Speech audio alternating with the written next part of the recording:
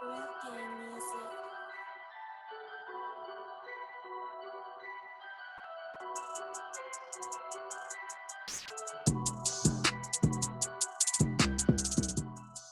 Hip Hop Zone Radio. This is your man, Bless the Party Sparker. What's hood?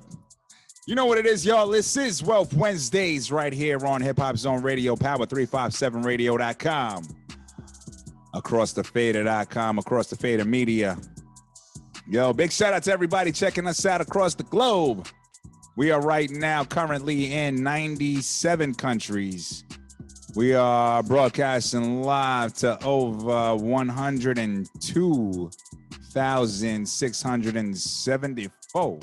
674 IP addresses. I gotta say IP addresses because they be having other people listening. You know how we do, man. It's your man, Bless the Party Sparker. We are having a great conversation with my man, Michael Babb, educator extraordinaire. We got to say it like that, educator extraordinaire.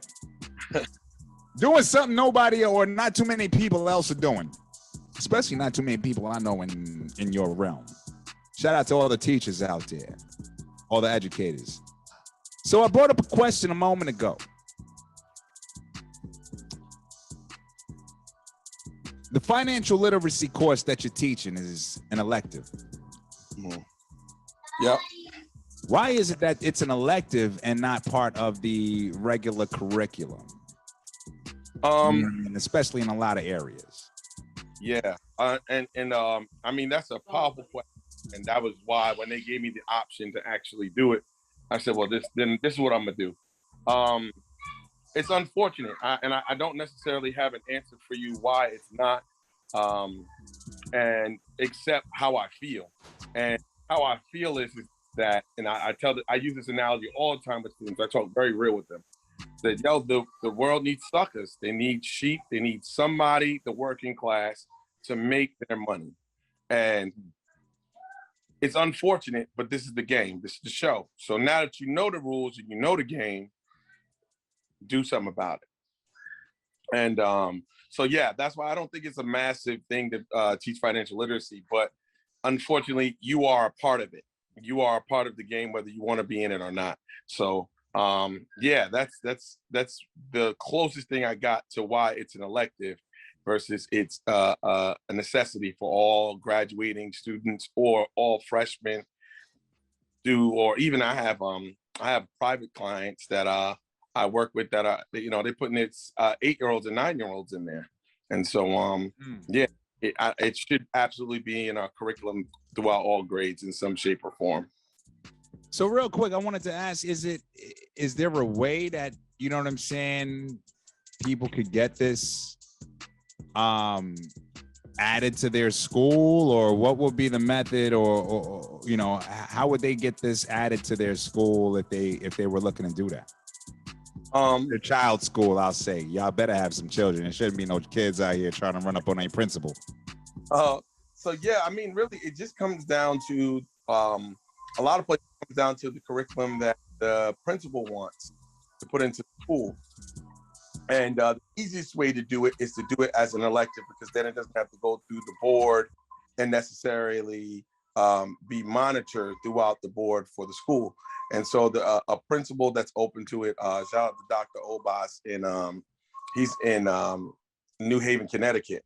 And he has a wonderful financial literacy teacher up there that she's rocking and rolling. And so the principal just has to be willing to make the jump and to make it an elective. And it's probably the easiest way to put it in the curriculum. Is there a way to get it into the regular curriculum, the everyday? The easiest way to say it is yes, because they can make it a part of, as an elective, you need to have 2 elective credits to graduate. And so they could push and say, hey, listen, your freshman year, your elective is financial literacy, or they could push it as an elective that's necessary for them to graduate. But to put it as a curriculum for all students, it becomes a little bit harder because of state mandates, except if you're a private school or you're a charter school. Always left to the private and the charter schools. I see you, bro. Peter, look like you got something to say. You got to come off of mute first, brother. Big shout out to Bro Pete. Bro Pete is our resident elder. You know what I'm saying? Original Black Panther. Big shout out to Bro Pete. Go ahead, Bro Pete. I always got to make that introduction. No, I was getting ready to just piggyback off of what he said, but basically, when you're going through school boards and stuff of that nature, they don't want us empowered. Okay, so let's call a spade, and so everybody will know what's really happening. That's basically it. They don't want us empowered. Okay, and when you start teaching us finances, when you start teaching us the possibility of being wealthy, they don't want that. That's part of the movement they don't want you to know about. I wanted And to keep ask. and keep in mind it's political. You know, if you read between the lines of what my man was saying, it has to go before the board, before the superintendent, and all of those people are elected officials that have to be voted in, so on and so forth. And you know how deep the rabbit hole goes with that. So that's kind of what he was alluding to. I'm not trying to, Definitely. I wanted to ask real quick. Is there any way, as far as setting up an elective? Because I'm really interested in this. We've worked with a bunch of schools on different programs as far as, broadcasting, things of that nature. But I think this is definitely something that's necessary. You know what I mean? And honestly, I'm on some kill two birds with one stone. You know what I mean? This might be a dope collaboration, but I would like to know, as far as setting up an elective with different spots, what are ways that you can go about doing that, and in a way where it's like, okay, you can't, I'm not taking no for an answer. This is how it's gonna go. So like when I started teaching in the same method, if I happen to hit a wall on something that I wanted to do, and something I needed to school, like, I see that there's a lot of Black boys that need this sort of information, I would just go and say, hey, can I start an after school program? And a lot of them, because the kids are already in the building, not want to leave, they're like, sure, go ahead and take it. And so in terms of setting this up as an elective, it's as simple as, finding the person who designs the schedules for the kids in the school building and just saying, hey, look, I have an idea for a class, and here's the curriculum for it. And the curriculum is as easy as the things that you're going to go over in this actual course, and get them to give you the thumbs up. And I set up charter schools and private schools because they have control over what they want to teach. And the board is the board that they elected onto the board, the people that they elected onto the board, and they bring it to the board and say, hey, we got an idea, we want to do this. The board gives them a thumbs up. When you talk about public education, that is where the elected officials come in. And that's when it gets very, they're over 30 schools inside of a city. And so now it becomes a little bit more of a paper trail, a thumbs up. It's got to go up to different ladders and different people's ears for a thumbs up, versus the private and the charter world, where it's just, your board of administration might just be upstairs in the building, or it might just be the person that founded the school might be working in the school as the principal, so they're giving the thumbs up as well. And so, when it comes to elective, this making it elective, it's as simple as bringing in the curriculum and saying, hey, this is what I would like to do. They give you a thumbs down. You go, all right, cool. Let me do it as an after school activity. Then it costs you nothing. Let me just borrow this room for 45 minutes, 30 minutes, and let me jump in and do my thing. That's what's up. And it's something that we definitely going to have to talk about. We're definitely going to be building on this. I wanted to ask real quick, what was your goal? What is your goal as far as with the program? What do you see this developing into? So my first goal for this year was my seniors. I wanted them to be able to, one, have a bank account prepared in their name, two, to go to school free. So no, Say that again. no Hold up. You loan. broke up just a little bit. I heard go to school, and then I heard free. If they decide to go to college, it would be free. They found scholarships or any type of grants. If they decided to go to trade school, for it to be free, because that's the first debt that 18-year-olds inquire after graduating. It's such a large debt. Kids are taking out mortgages to go to school, and so we could cut that or eliminate that. We are like setting up some great movements next 20, really next 5 years.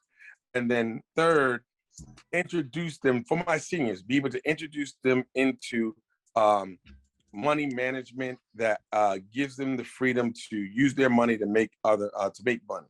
And so just so that they are aware of it. And so their project was to create a 5-year portfolio that included all of their utility bills and food and gas and stuff like that.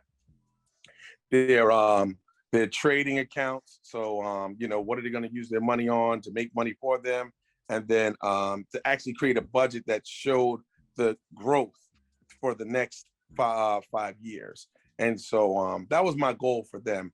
And for all my other students from 9th to 11th grade, man, I'm building them into monsters. From the credit card utilization, putting the liability on the banks and credit cards versus using their own money during everyday transactions, building their credit, and prayerfully they'll leave starting off their 12th grade year having credit cards and having building their credit, hopefully coming out with like 750 800 credit score at that point. Good God, son. Yeah, man. Yes. So you developing some financial monsters is basically what's happening.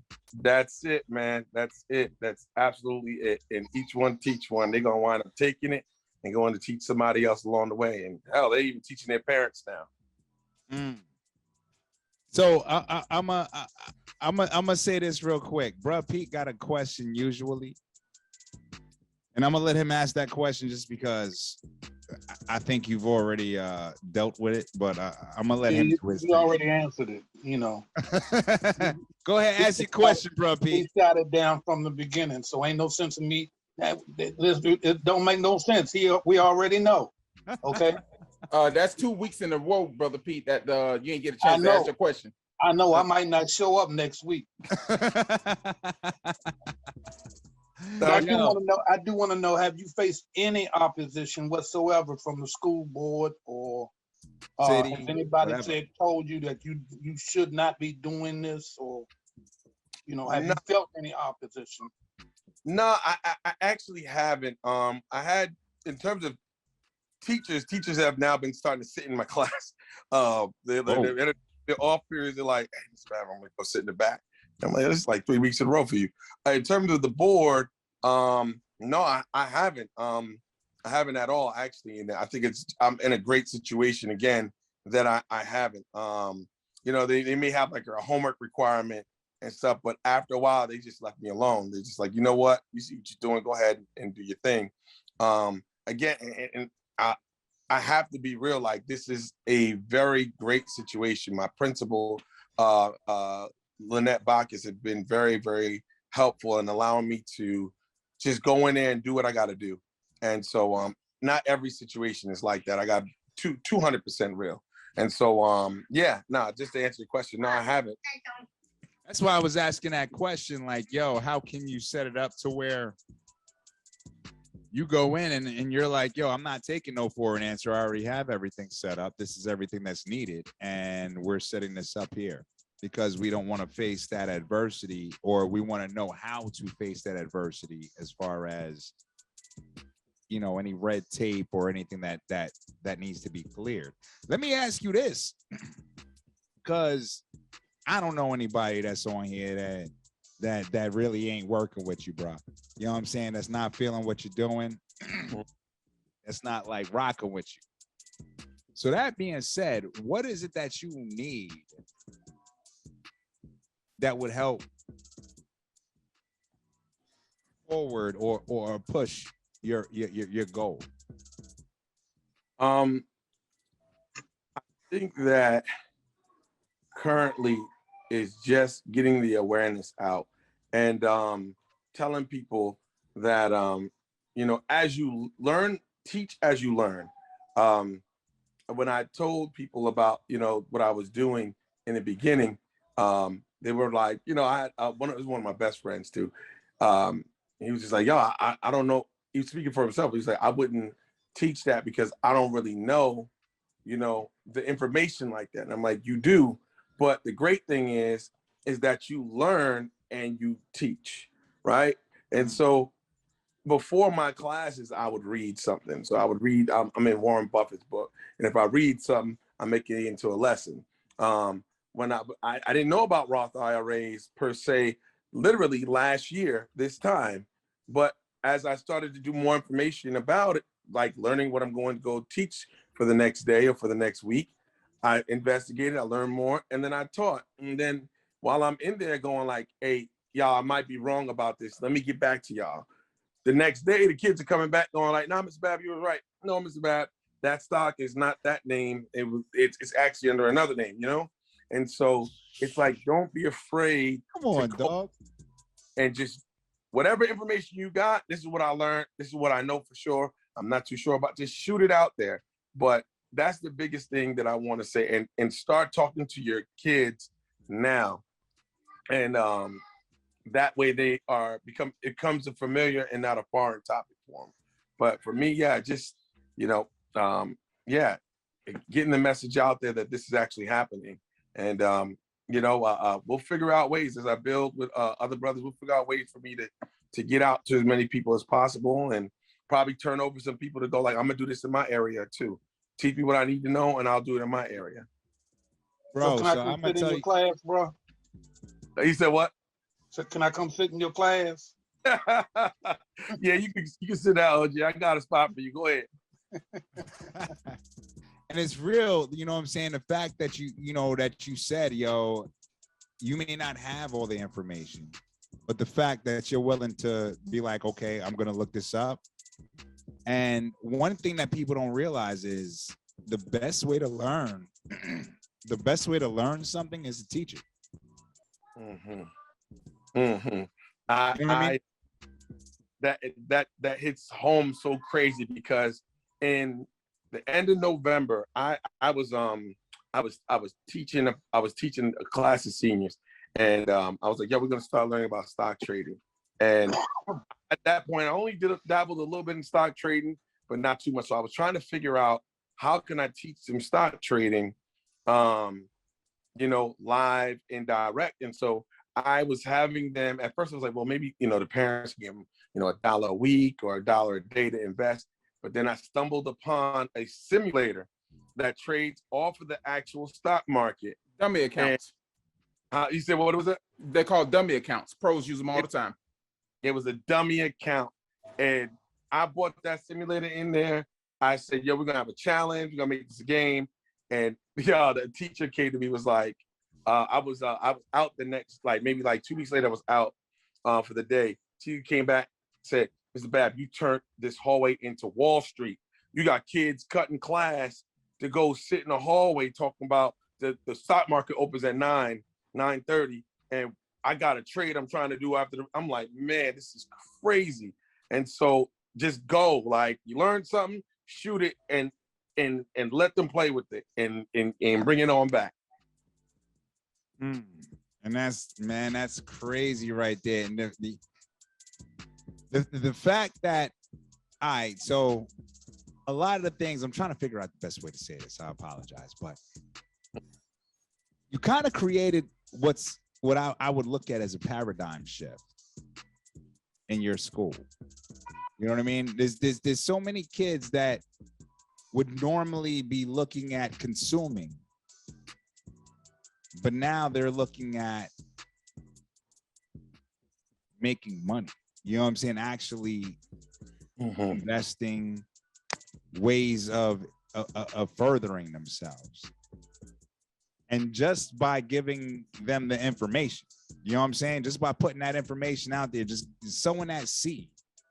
You know what I'm saying? That's huge to me. You know what I mean? So that's something that I think a lot of people don't realize. And that's why I was saying, like, yo, just by teaching, you know what I mean? You haven't had all of the information. You may not have had all the information, but by going through it, you learn more. They were able to learn more by telling you, like, yo, nah, this is what this is. And you know what I mean? They're giving you, they're learning more just by going to do that research. You know what I mean? One of the things you talked about earlier was fast money versus long money. Mm-hmm. That's a hard thing for a 15-year-old, for a 16-year-old. You know That's what I mean? a hard thing for a 37-year-old. I got twin sons. Like, I need, if it's a way, we need to know. So, Hey, it's real. It's real. Hey, fast money versus long money. What do you say to them? Quick. Easy come, easy go. That's and like that so means that I need you. If it comes in, I mean, if you look at the percentage of lottery winners, and I don't want to use professional athletes or anything like that because it's a long grind for them too. But just look at the percentage of lottery winners that make the money off of the winning lottery ticket and go broke within 5 years, and they're spending lifetime money. $32 million in 5 years. It's crazy because they didn't have the tools on how to manage it. And so, you just keep swiping, and that's what it is. Like, there's so many things out there that's trying to get your money from you. And because you don't think it's going to stop coming in or it's going to go out, you just keep going at it, So yeah, easy come, easy go for the fast money. And prayerfully, you're going to live to 65, 70. And the last thing you want to do at 65, 70 is be out there looking for a job and having to go to work when you can prepare yourself for those years.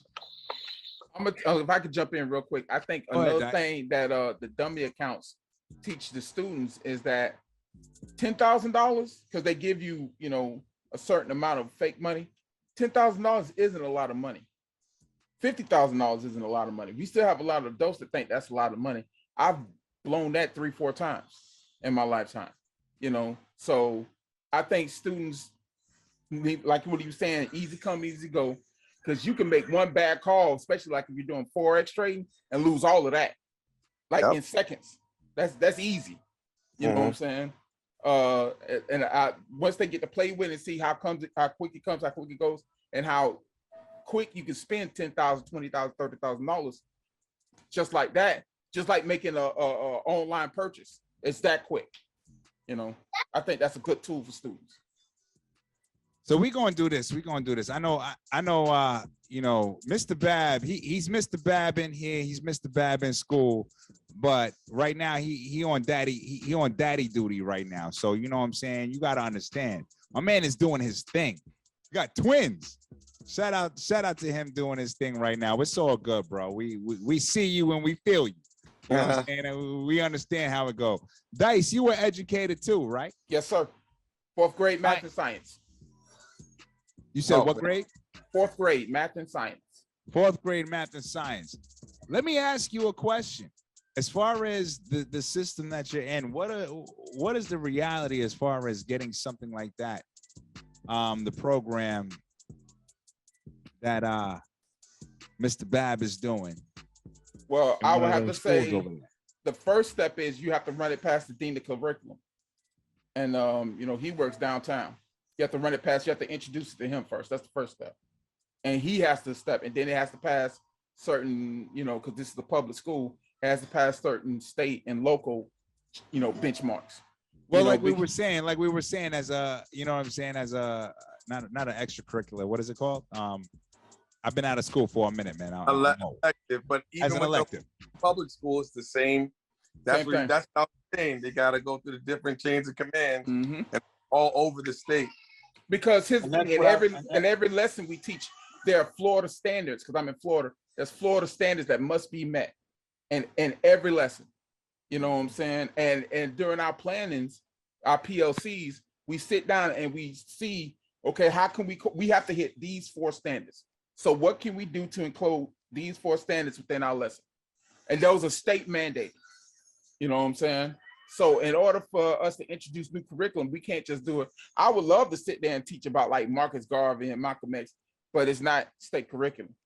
You know what I'm saying? And plus you got to think you only have so much time to hit those standards, you know? So it's bing, bing, bing, bing, boom. You identify, you know, I do, we do, you do, and then you identify, you know what I'm saying, your above level, on level, below level. And then you take, you know, your below level, you maybe take them back to the kidney table to work with them. And then before you know it, it's on to the next subject. That's why I was asking you about earlier that I said, what kind of opposition you get? I'm in the DMV. I'm in Washington, D.C. as well. Okay. Mayor Bowser, trust me, she tricky dicky. Oh, all wow. right. Yeah, she's a trick. She's a trick. She will put you in a trick bag quick. All right. So that's why I was asking you, have you met any type of opposition or you know? Yeah. Like I said, if I was in a public school, there'd be way more checks and balances, as the brother said. You know, having to go to the dean of curriculum. Dean of curriculum's got to go to the principal, then goes on to the first level for the area superintendent. For this charter school, it's a standalone. So this we you know, the CEO comes into the building frequently. You know, the board comes to the building frequently. Like, we have a direct access to them, and everybody is in the building. So getting the information of what we want to do, it's literally like, well, go talk to this person, they're around the corner. All right, cool. What'd she say? All right, she said, yeah. And then you often do what you got to do.